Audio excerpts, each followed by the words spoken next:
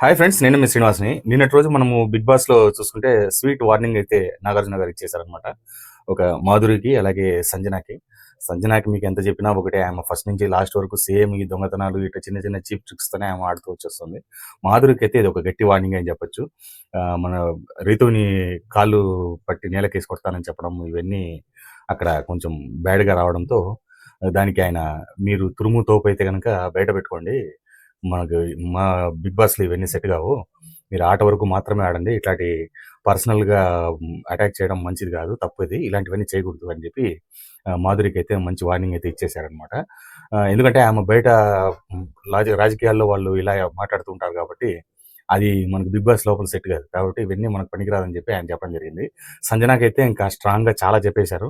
మీరు, ఆమె ఎప్పుడు చూసినా నవ్వుతా నేను చెప్పింది సారీ సార్, నేను ఇట్లా చేసిన తప్పు సార్, అట్లా సారీ సార్ అని ఇప్పటికి ఇన్ని రోజులుగా ఆమె ఇదే మాట చెప్పుకుంటూ వస్తుందనమాట. నాకైతే చాలా ఫేక్‌గా అనిపిస్తుంది. యాక్చువల్‌గా ఈ వారం ఖచ్చితంగా ఆమె ఎలిమినేషన్ అయిపోయేదానికి ఛాన్స్ అయితే ఉంది.